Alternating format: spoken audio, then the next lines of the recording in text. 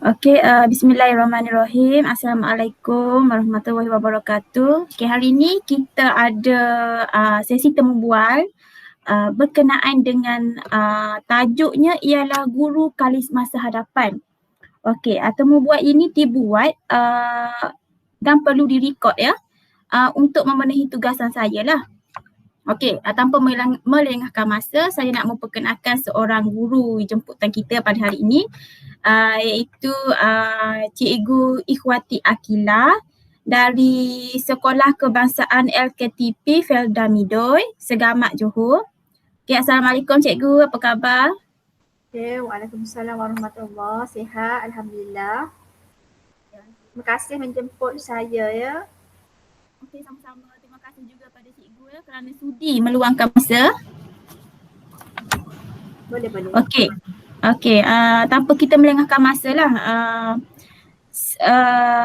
Untuk menjawab kepada soalan kita nombor 1 ni sebelum saya pergi, dia berkenaan dengan ciri-ciri guru cemerlang. Okey, saya pun kita nak perkenalkan cikgu kita ni lagi lah. Dia pun apa kurangnya pernah menerima anugerah perkhidmatan cemerlang kan cikgu? Cikgu cemerlang ni? Betul. Tahun lepas. Tahniah. Terima kasih. Okey, baik. Mengikut pengalaman Cikgu Akila yang pernah menerima APC, Anugerah Perkhidmatan Cemerlang ni, kita nak cikgu kongsilah sikit kepada, terutamanya kepada kami lah, guru-guru novice ni yang bakal posting ataupun yang baru posting setahun dua, apakah ciri-ciri guru cemerlang yang cikgu boleh kongsikan? Silakan. Terima kasih kepada bakal guru kita, Cikgu Hayu Mawadah binti Abdul Malik. Okey ya, pada pendapat saya lah sebagai memenuhi kriteria ciri-ciri seorang guru cemerlang. Yang pertamanya, seorang guru tu dia mesti berkemahiran mengurus bilik darjah terutamanya kepada guru kelas lah. Guru kelas ni dia sebenarnya memainkan peranan penting lah sebab dia yang lebih tahu banyak mengenai kelas-kelas tersebut. Jadi kecekapan dia nak menguruskan kelas tu sangat penting lah. Dia kena kawal disiplin murid, lepas tu dia kena dia kena hiaskan kelas, lepas tu tahu rutin murid. Macam sekarang lagi lah banyak rutin murid yang perlu dilaksanakan musim-musim PKP ni.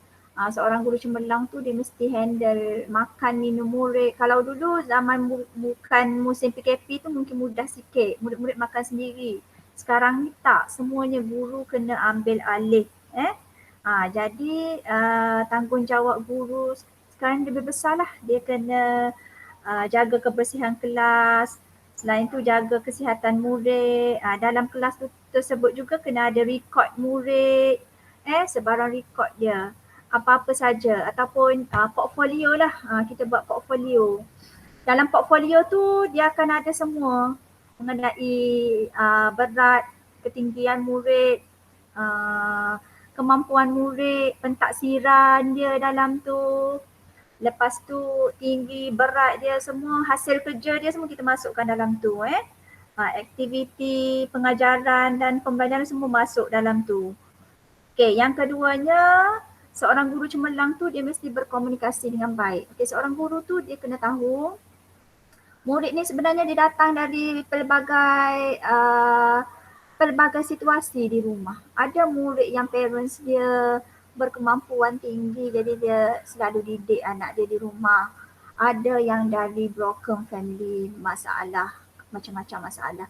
Jadi latar belakang keluarga ni banyak sebenarnya. Jadi seorang guru tu dia kena pandai berkomunikasi dengan baik lah untuk murid yang mungkin mudah faham, dia akan boleh terus serap apa yang cikgu ajar. Tapi kalau murid yang memerlukan bimbingan, memerlukan banyak pengajaran dari kita kena pandai memainkan peranan lah. Seorang guru itu perlu banyak memainkan peranan dia. Dia kena pandai berkomunikasi dengan baik. buat-buat jenaka sikit ke, barulah murid tak bosan dalam kelas. Kalau kita terus kepada main point mengajar mungkin dia rasa bosan. Kita kena pandai tegur murid yang bermasalah. Jadi pendek katanya seorang guru tu dia kena ada, dia macam ahli psikologi jugalah, memainkan peranan untuk menguasai emosi murid tu. Okay, yang ketiganya, ciri-ciri nak jadi guru cemerlang tu, dia kena tahu secara mendalam kurikulum dan subjek yang dia nak ajar. Okay, saya ambil contoh matematik kan. Matematik ni subjek yang agak sukar lah sebenarnya. Sebab matematik ni dia melibatkan nombor, dia melibatkan, dia tak boleh, kalau kita salah sikit tak boleh. Sebab angka ni dia rumit sikit. Jadi seorang guru tu dia yang cemerlang dia kena tahu bagaimana cara nak ajar murid tersebut supaya mudah dia faham. Mungkin ada teknik-teknik dia kan, teknik-teknik hafal sifir ke ataupun apa-apa, samalah apa-apa subjek saja. Kalau guru pendidikan muzik ni mungkin dia kena tahu teknik collage ke apa ke kan. Samalah bahasa Melayu ke apa-apa subjek, seorang guru tu dia perlu perlu pakar lah dalam subjek-subjek tersebut. Dia kena pergi kursus mendalami apa-apa yang dia nak ajar tu. Saya rasa itulah tiga ciri, saya bagi tiga ciri-ciri guru yang cemerlang. Boleh? Boleh. Terima kasih banyak Cikgu Akila atas perkongsian dan ilmu yang sangat bermakna lah untuk kami semua ni. Seterusnya untuk soalan yang kedua, dia berkenaan dengan cabaran seorang guru dari aspek perundangan. Okey, maksudnya sebelum ni kita pernah dengar biasanya cikgu tu terlibat dalam kes mendera murid, pukul murid ataupun yang lagi teruk guru tu terlibat dengan rasuah ataupun kesalahan-kesalahan jenayah yang lebih berat lah. Jadi nak tanya pandangan cikgu lah juga, mungkin cikgu boleh bagi satu contoh macam mana yang dikatakan itu adalah satu kesalahan secara undang-undang. Macam mana, apakah kesalahan yang biasa dibuat oleh cikgu dari aspek perundangan dan macam mana kita nak atasi perkara itu? Okey, cabaran ni baik guru-guru sekolah ni kadang-kadang kita tahulah kan guru-guru ni dia sebenarnya nak yang terbaik untuk murid-muridnya. Sifat yang tinggi untuk mendidik anak-anak murid ni mungkin adalah yang dia buat kenakan hukuman yang bukan sebenarnya yang melampau juga. Sebenarnya bagi seseorang guru tu dia buat tu bagi dia niat dia supaya untuk mendidik. Mendidik supaya mereka lebih berdisiplin. Sebab tugas mendidik ni sebenarnya dia tak mudah, sangat susah. Terutamanya bila murid tu ramai satu sekolah. Datang pula dari pelbagai latar belakang keluarga. Jadi bagi saya sebagai seorang guru, saya tidak merasakan mendidik tu begitu mudah. Tidak. Kita di sekolah, kita nak jaga mereka satu hal dah. Nak didik bagi ilmu satu hal pula. Ia dua perkara yang berlainan, yang sangat sukar. Jadi seseorang guru tu bila dia mengenakan hukuman yang melampau dengan tujuan berdisiplin, tapi disalahertikan oleh ibu bapa, jadi menyebabkan ibu bapa boleh dakwa sekolah. Okey, cara atasinya, Kementerian Pendidikan dia telah sediakan pelbagai buku panduan.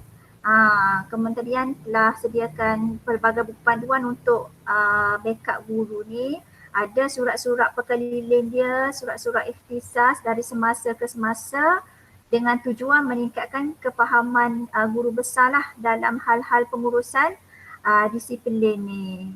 Jadi penting sangatlah segala dokumen dan juga Pekeliling terutamanya uh, bagi melindungi guru-guru ni daripada dikenakan tata tertib. Jadinya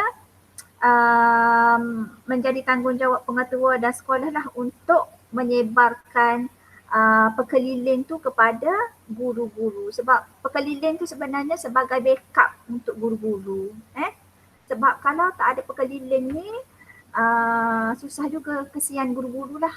Dia yang akan dikenakan tata tertib. Sedangkan tugas dia mendidik, dia kena tegur, kena tegas benda tu. Jadi dengan adanya pekeliling ni akan menjamin guru tu lah supaya tidak dikenakan tindakan tata tertib. Okey, terima kasih cikgu. Dalam masa yang sama, dalam masa yang sama jawapan cikgu tadi berkenaan dengan undang-undang tadi, dalam masa yang Cikgu sama boleh kuatkan lagi suara tak cikgu? Tak dengar cikgu. Tak dengar ya? Okey, baik-baik. Saya nak ucap terima kasihlah dekat cikgu sebab dah dari aspek perundangan tadi cikgu dah bagi dalam masa yang sama cikgu sudah bagi tips ataupun sedikit teguran yang membina, yang bermakna kepada ibu bapa dan juga masyarakat kita lah. Okey. Seterusnya soalan seterusnya berkenaan dengan guru kalis masa hadapan. Okey, ini adalah sebenarnya tagline yang terbaru yang ada dalam PPPM kita 2013 hingga 2025. Jadi soalannya, bagaimana kita nak menjadi seorang guru yang, selain daripada guru cemerlang ni, kita nak jadi seorang guru yang menjadi ejen perubahan, bersedia dengan menerima perubahan pendidikan dari semasa ke semasa. Mungkin cikgu boleh bagi sedikit pandangan dan juga ilmu-ilmu yang cikgu adalah sebelum-sebelum ni. Okey. Peranan tadi kan berkenaan dengan peranan guru sebagai ejen perubahan. Okey, yang pertamanya seorang guru tu dia kena mengubah daripada strategi berpusatkan guru kepada strategi pemusatan murid. Maknanya kat sini kita fokuskan kepada murid tersebut. Apa yang murid tu perlukan, sebab murid ni murid sebagai customer kita di sekolah. Jadi kita pusatkan kepada murid lah, jangan berpusatkan kepada guru. Okey, yang kedua, peranan guru sebagai ejen perubahan. Guru kena mengamalkan sifat penyayang terhadap murid, rakan sejawat, ketua, staf sokongan dan sekolah. Contohnya kalau sekarang ni memang kita amalkan dah guru penyayang ni. Sebab murid datang pun kita sambut di sekolah dengan mengambil suhu murid. Kalau demam kita bagi murid balik. Maksudnya kita dah tengok kat situ dia sihat ke tak sihat ke. Di sekolah pun kita dah serve murid, sediakan makan minum dia apa semua kan. Begitu juga dengan rakan sejawat. Jadi untuk melahirkan guru yang kalis masa hadapan ni, dia kena ada sifat sifat saling menyayang lah dengan rakan sejawat juga. Yalah, kalau kita duduk di satu sekolah ni mestilah kita nak ada rasa kasih sayang kan. Kalau ada masalah di sekolah kita tak seronok kat sekolah tu, kita tak enjoy kan. Jadi pentinglah kita ada suasana yang selesa, berkasih sayang antara rakan sejawat, ketua staf sokongan sekolah apa semua, antara murid dengan murid, antara guru dengan guru, supaya keadaan yang suasana yang baik dapat diwujudkan. Okey, yang ketiganya untuk menjadi guru kalis masa hadapan ni, guru kena ada sifat terbuka secara proaktif dan bersedia untuk menghadapi perubahan khususnya dalam bidang pendidikan. Okey, seorang guru ni dia kena proaktif lah, kreatif. Apa je masalah yang datang, dia kena pandai selesaikan.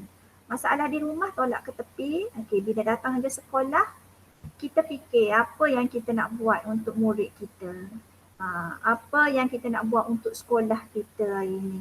Apa yang kita nak bagi untuk anak murid kita jadi apa-apa masalah datang pun kita boleh selesaikan dengan cara yang baik. Lepas tu apa-apa perubahan khususnya dalam bidang pendidikan ni kita kena sedia menerima, terutamanya pada zaman PKP sekarang ni. Arahan-arahan dia datang kadang-kadang secara tiba-tiba, ya. Jadi kita kena bersedia menerima sebarang arahan daripada kementerian. Tu baru kita dikatakan betul-betul ada kalis masa hadapan. Kita ada idea lah berkaliber bagi saya. Okey, boleh? Okey, Alhamdulillah. Saya sangat-sangat bersyukur dan sangat-sangat berpuas hatilah dengan perkongsian Cikgu Akilah pada hari ini. Kerana jawapan-jawapan cikgu itu sangat menjawablah dan cikgu juga telah memberikan, selain daripada ilmu dan pengalaman cikgu juga telah selitkan beberapa tips kepada kami. Dan insya-Allah lah saya akan sebarkan jugalah video yang kita record ini untuk kita berkongsi bersamalah pengalaman-pengalaman cikgu. Jadi saya nak ucapkan terima kasih banyak-banyak sekali lagi kepada Cikgu Ikhwati Akilah binti Abdul Walid Elaya Suhaimi ya. Dari cikgu dari SK LKTP Felda Midoi Segamat Johor yang merupakan juga seorang guru cemerlang ya, penerima APC pada tahun lepas. Terima kasih banyak cikgu. Dan InsyaAllah lah dengan perkongsian itu saya akan menjadikan ilmu dan juga tips lah untuk saya sebagai guru novis. Terima kasih banyak sekali lagi cikgu kerana sudi meluangkan masa. Okey, sama-sama. Saya ucapkan selamat berjuang untuk Cikgu Hayu Mawaddah dan insya-Allah boleh menjadi seorang guru yang proaktif, lagi cemerlang daripada kami-kami ni guru-guru muda yang akan posting, lagi kreatif semoga yang baik-baik sajalah untuk Cikgu Hayu Mawaddah dan seluruh IPG Ipoh Perak InsyaAllah amin. Semoga doa itu juga berbalik pada Cikgu Ikhwati Akilah lah. Semoga segala jasa baik cikgu hari ini hanya Allah sajalah dapat membalasnya. Ya, kita daripada buat Google Meet macam ni saja tak boleh nak bersua muka. Terima kasih cikgu. Okey. Okey.